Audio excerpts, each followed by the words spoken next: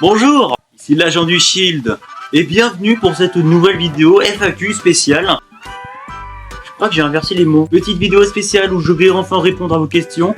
Je vous avais posé la question le 31 décembre 2025 dans cette vidéo précisément pour que vous me posiez des questions et que je puisse vous y répondre. Il est peut-être temps enfin d'y répondre. On peut commencer avec The Bat Brack. Bienvenue en tout cas à toi. C'est quoi ton nom de agent du Shield? Agent de Shield. Alors, est-ce que tu me demandes de te donner mon nom ou de comprendre exactement pourquoi est-ce que j'ai choisi ce nom? Quoi? Bon bah je vais essayer de répondre dans les deux côtés. Alors, pourquoi j'ai choisi ce pseudo? Eh bah c'est parce qu'à la base de mon pseudo c'était ça. Et utiliser un pseudo comme ça qui parle de Marvel, ça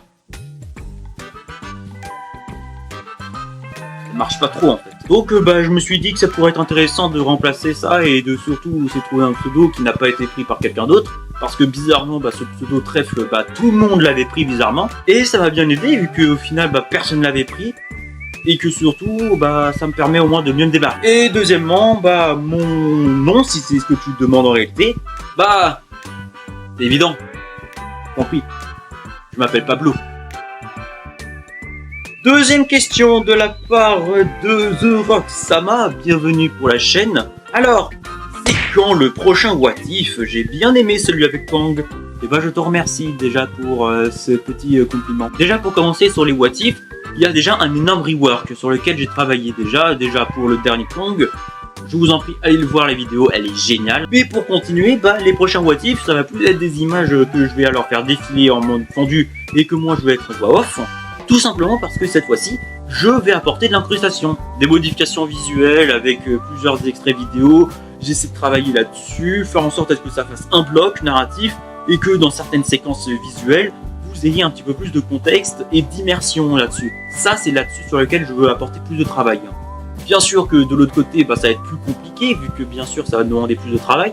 Et c'est pour ça que la vidéo sur Kang m'a pris littéralement 2 semaines et demie. C'est juste beaucoup trop long. J'y passais littéralement des nuits blanches dessus. Je me couchais parfois à 4 h du matin pour finir le plus vite possible le travail. Donc bien sûr que les modèles What If vont prendre plus de temps. Avant, bah, c'était un peu plus dans la spontanéité.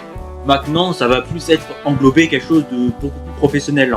Donc, c'est pour ça que les What If, je les mettrai une fois tous les 6 mois. Ça peut être sur n'importe quel sujet, hein. Vous pouvez me proposer ça en commentaire ou sur d'autres médias. Je vous en prie, proposez-moi des idées parce que bah, je me limite assez facilement. Ensuite de quoi? Troisième question, et cette fois-ci de la part de Dragunov72-J1G. Bienvenue à toi et merci d'avoir posé ta question. Tu as quel âge? Dans tes vidéos, tu donnes l'air d'avoir 30 ans. How could this happen to me? I made my... Bah, merci. Je sais pas. Très honnêtement, je suis pas vraiment le genre de type à qui on peut dire que je suis pas mon âge. Et bah, pour répondre à ta question, bah, je suis âgé de 21 ans. Je savais pas que je pourrais ressentir les cheveux blancs aussi vite après avoir lu un commentaire. Je te remercierais et... Je sais même pas en fait, merci. On continue avec ton deuxième commentaire. Tu as pensé à faire plus de gaming? Alors, oui, j'ai pensé à faire plus de gaming. La question ça date pas seulement d'hier, hein, quand même, parce que je me suis posé la question en me demandant comment est-ce que je vais implémenter le gaming dans une chaîne qui parle principalement d'un média qui ne fait que des séries, des dessins animés ou des films. Mais précisément au moins il y a quelques jeux vidéo. Le problème c'est que je suis limité que sur console. Pourquoi? Parce que j'ai un ordinateur qui n'est pas suffisamment puissant et que je n'utilise principalement que pour faire mes vidéos. Seulement pour faire le montage, pour faire l'écriture, ou pour faire mes recherches, ça se limite qu'à ça. Après évidemment du gaming, il y a aussi sur console des jeux quelque peu réussis comme Marvel Rivals, ou alors comme j'ai fait avec les Gardiens de la Galaxie en live, et c'est principalement sur ces médias-là, ou cette façon de jouer, que je vais alors apporter du gameplay et du jeu vidéo sur ma chaîne. Mais le fait que bah y a pas beaucoup de jeux qui courent autour de Marvel et que les quelques-uns qui vont bientôt arriver sur console, bah va falloir attendre encore un bon moment. Bah le gaming ça va se limiter seulement qu'à Marvel Rivals et rien d'autre, en espérant qu'il y ait quand même du contenu. Sachant que je pense que demain il y aura la mise à jour qui ajoutera Deadpool en plus de ça. Ça va être génial. Commentaire de le fixeur-du-bas NC, bienvenue à toi. Alors, numéro 1, donc tu m'as posé 2 questions en un coup, c'est déjà bien. Tu penses à faire des feats?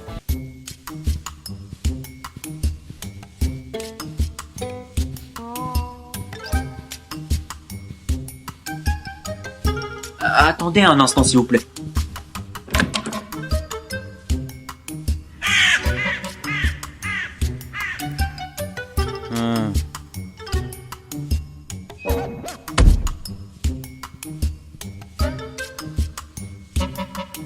Je crois que ça va être un peu compliqué.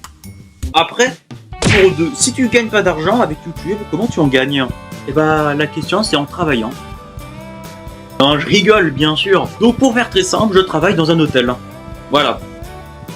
Donc, on peut se le dire, hôtellerie, YouTube.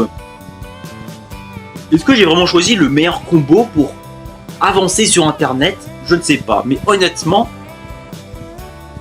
ça n'aide en rien du tout les deux. Après, les 2 dernières questions de la chaîne, et je te remercie Iron Gambic 2.0, ça fait plaisir que tu envoies les commentaires sur presque chacune de mes vidéos. Question 1, as-tu d'autres univers préférés que Marvel, comme par exemple DC? Alors, je pourrais tracer une liste, honnêtement, que je vous détaille juste à côté. En 4ème position, bah, ça va être DC Comics, malheureusement, bah, parce que j'ai pas beaucoup grandi avec. C'est pas que je n'aime pas DC, ne me faites pas dire ce que j'ai jamais dit, mais DC Comics, j'ai pris un petit peu plus attention à ça quand j'avais 15 ans.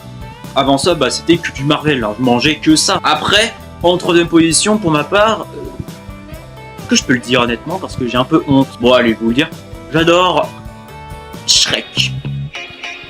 Oui, j'aime Shrek, et alors Shrek is love, Shrek is life, comme on dit, hein, mesdames et messieurs. Hein. Internet, vous connaissez? Et en 2ème position, alors, je pense que je vais faire un petit peu plus subtil. Voilà mon 2ème média préféré, ma 2ème saga d'univers favorite, derrière Marvel. Transformers.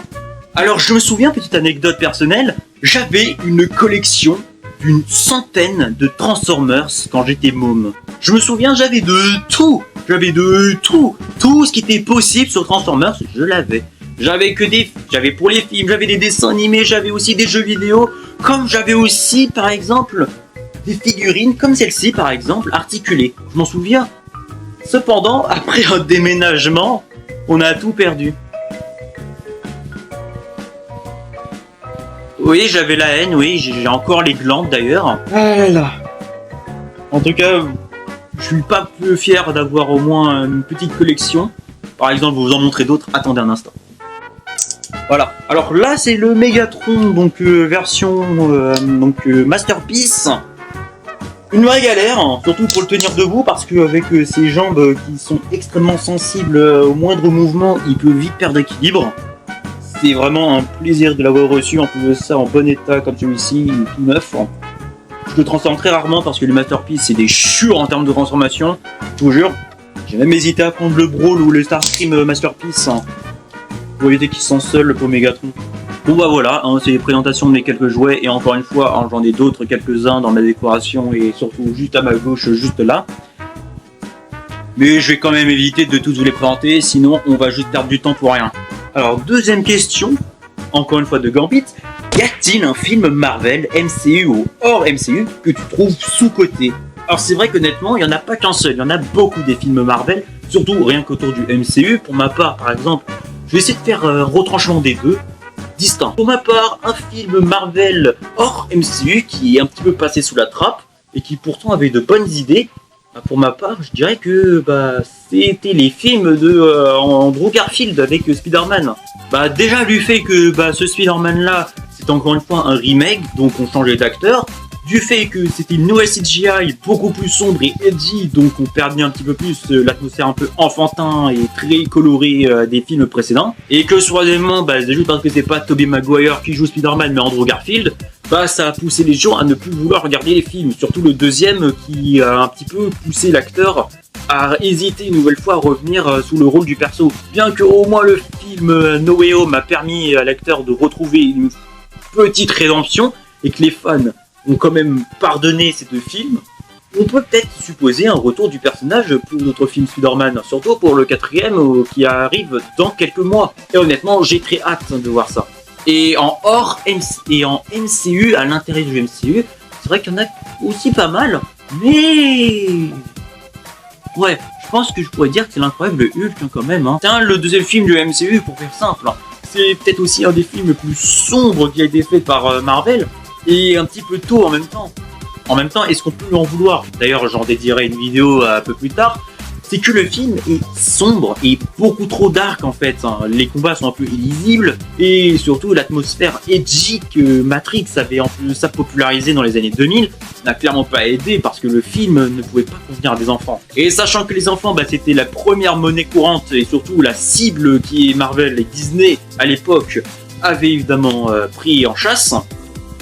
Le dire de cette façon-là. Et ouais, le film L'incroyable Hulk est un peu passé sous la trappe parce que aucun parent ne voulait que son enfant soit traumatisé en regardant un film. Mais en comparaison avec son grand frère, qui en tout cas le film Hulk sorti en 2003 avait un peu plus de couleur et d'humour. Certes, le film de 2003 avait quelques scènes sombres, quelques scènes extrêmement obscures.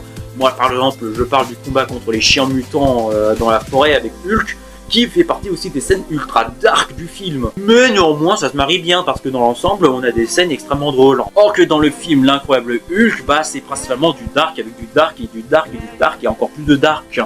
À croire qu'il n'y a que du sombre et qu'en plus de ça, tu n'y vois quasiment rien. Donc voilà, c'est évidemment pourquoi je dis que ce film est un peu passé sous la trappe parce qu'il avait de bonnes idées.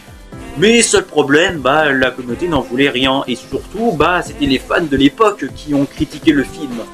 Or maintenant, c'est ce genre de créativité-là qu'on recherche, c'est ce genre d'idée, ce genre de prise de risque et surtout cette attention que l'acteur avait pour le personnage que la réal n'en avait absolument pas. Ça, j'en parlerai plus tard dans une autre vidéo, vous en faites pas. Et voilà les héros, c'est la fin de cette vidéo FAQ.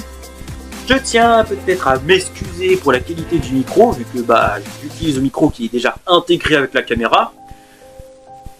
Je pense que je ne pouvais pas imaginer à quel point c'est relou de refaire toute l'installation du micro, de tout le moniteur, de tous les câbles. Juste en plus de ça, avec le déplacement de la caméra pour utiliser cet angle, vous n'avez pas idée à quel point c'est relou de ouf. Donc j'ai dû me contenter avec cette qualité de micro et j'espère en tout cas qu'il ne vous a pas déplu. Si vous avez aimé la vidéo, faites-le moi savoir dans les commentaires. Partagez la vidéo, likez. Vous pouvez aussi mettre la cloche, ça me ferait extrêmement plaisir. Abonnez-vous à la chaîne, ça me ferait extrêmement plaisir. On approche de plus en plus des 500 abonnés. C'est incroyable. Surtout que j'espère qu'on va l'atteindre avant la première année de la chaîne. Une journée sur les héros, ça me fait extrêmement plaisir d'avoir suivi et d'avoir fait cette aventure avec vous et que vous m'ayez suivi également dans cette aventure. Allez les héros, je vous dis à la prochaine pour la suite de notre chaîne et surtout pour une nouvelle vidéo. C'était l'agent du Shield et je vous dis à très vite les héros. Ciao!